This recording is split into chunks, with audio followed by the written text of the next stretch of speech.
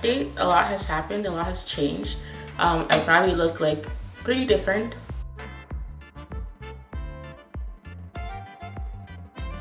Now, a lot of the scarring, because this was like a huge scar, is healed. And like there's still some like dark scars, so it's not disappeared.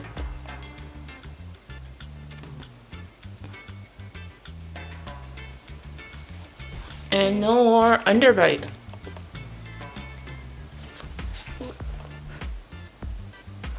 My dimples are back, at least on this side. This side's a little slow.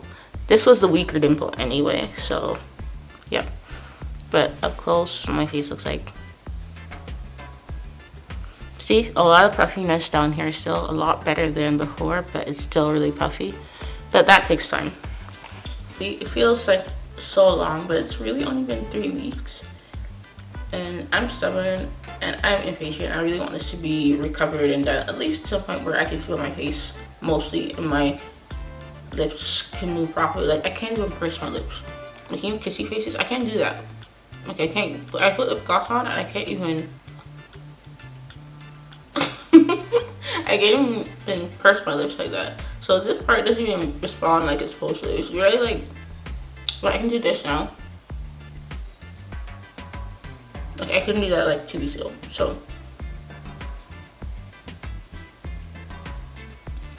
yeah, the title suggests, and you may have noticed because I sound a little bit weird because it's difficult to speak. I had double jaw surgery around 3 weeks and 2 days ago now. So I just thought I'd do a little update since I can talk a little bit more clearly now. It's still a lot of work to use my jaws and just to speak in general. I have elastics in my mouth. In terms of swelling, compared to day 1 and week 1, week 2, I'll insert some pictures so you guys can see what it looks like for the first 2 weeks for swelling.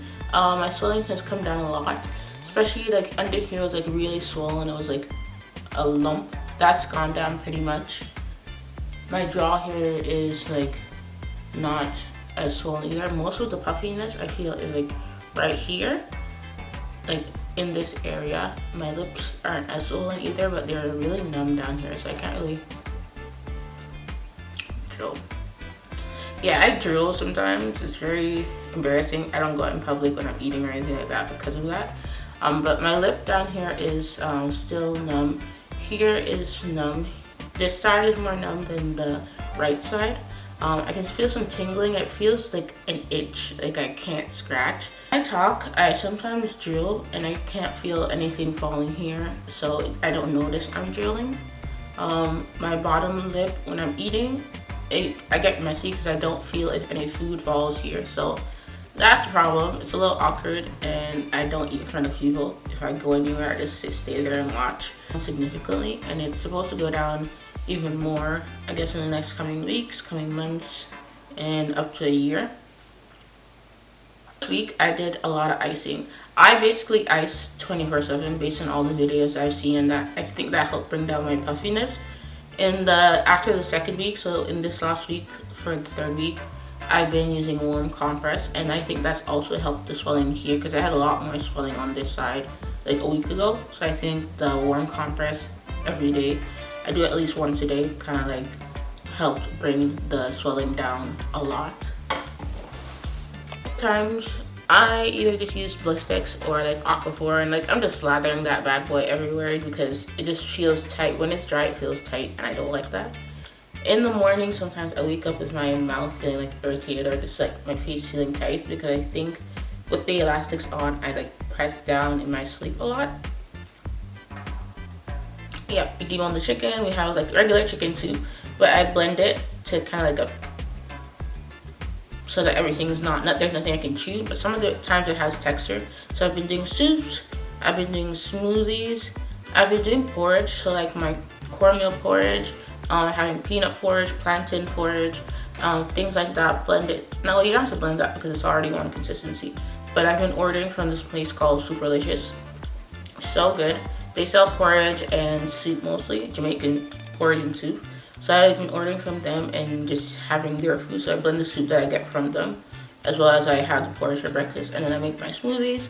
So that's like usually my 3 meals for the day. And then adding the really runny potatoes in the last few days have been like a game changer. Like, I'm so much happier with potatoes. And recently I got my dad like to really food process some of, they had curry chicken and rice, so they had potatoes, and I got them to like food processor, like really process like the curry chicken and basically mix it with the mashed potatoes. And like, I don't know, but like if oatmeal, they're like so disgusted by it, but I'm just so happy to have like food, like a little bit of texture. So I've been having that, and I've been able to use a spoon this week more instead of using syringes to drink. It's been a tough mental battle for this last 2 weeks. The first week I was out of it and I was just bedridden, but now in the last 2 weeks I've been up and about. I've been on daily walks, I've been going out, trying to do my daily activities. Last week I was really tired. Oh, the first 2 weeks I was really tired. I couldn't get through the day without at least having a nap. Or I just fall asleep mid, like just randomly. I'd be sitting there watching TV, and then the next minute I know it's like 3 hours later and I'm awake. And like I just slept for 3 hours. So I was really tired, had to have a nap. This last week, week 2.5 to the 3rd week mark, I don't need a nap to go through my day anymore. So I'm awake like normal, because I'm not usually a napper. So now I'm not as tired, I have more energy. And me being me, I don't like being down and out for this long. So I've been pushing, and so far so good. They say I'm recovering well. I do get moments where I just feel like I look super ugly. I look super weird, and my family is like really helping me get through that, because if they didn't talk to me every day, I'd probably be in a state of depression. Because I feel like I have imposter syndrome. So the mental challenge partially has been like really bad. Sometimes I feel like I look like somebody that's trying to like disguise themselves as me and not me. So it's been hard, and I feel like I just don't look as cute. I feel like I look sometimes like a cartoon character or like a kid's toy character, like with my face being so puffy, my smile being so slightly different. So that's been really, really challenging, the mental battle of it all. So I've been taking vitamin B12 as well as alpha lipoic acid for the last 2 weeks. And then in the last week, I've added back my normal vitamins. So not iron, because the risk of developing constipation. And with all the fiber and the smoothies and everything I've been taking, that's been a little bit of a challenge to deal with somewhat. I'm drinking lots of water, but my fiber intake is just like a lot. So the risk of having constipation and having to like cause that tension, and like when you're constipated, you're pushing, and the risk with your stitches, they want you to avoid that. So I started taking my supplements. So the 2 that the doctor recommended, B12 and alpha lipoic acid, as well as and still feeling weird about my face, but it looks so much better than before. So that's like a positive. I didn't have a splint. I saw some videos of people talking about splints. I don't know what that is. I didn't have that. I just had elastics. And now I'm freaking out about all the things I see online about people relapsing after. I don't know what that means. If my jaw's gonna randomly rock back into place. I don't know how, because it chopped that piece of it, so, but whatever.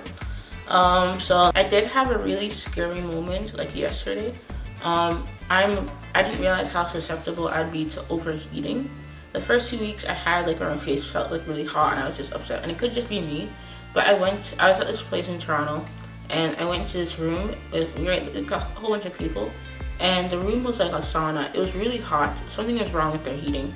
I was there for maybe 5-10 minutes. I almost fainted. Like, I just suddenly started feeling really hot. My stomach started feeling really queasy. And then I recognized that something was wrong, which is the reason why I didn't end up passing out. And the people that were around me, I was like, oh, I gotta sit down. I don't feel well. So they like all jumped into like action, because there's a whole bunch of nurses that were around me. So they all jumped. Happy Nurses Week. They all jumped around and like really helped me out. They got the wet cloth, got me water, got them to figure out the heating and turn the room temperature down. And it was like something was wrong with the ventilation, but the heat, I've never passed out before like that.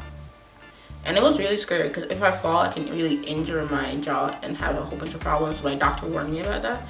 And it's not like I was doing anything. I was just standing for like 5 minutes, and I've been standing for longer than that, like an hour, moving around doing things for the last 3 weeks. So I didn't expect it, but like the heat in the room was so hot. So that's something I have to be mindful of, not to be in any hot rooms for a little bit. So that's the So that's my week 3 update. I hope this helps somebody, or like even just entertained at least seeing what's going on or what it looks like to have double jaw surgery 3 weeks post-op. And I've seen lots of videos and everybody's experience is so different. But this is mine, so yeah. I hope most of this, I always had cheeks, so I don't know what my real cheeks look like now. But I hope most of the swelling goes down. That's me, guys. I hope you enjoyed, and I will see you in the next one. Look at that. Look at profile. Okay, bye.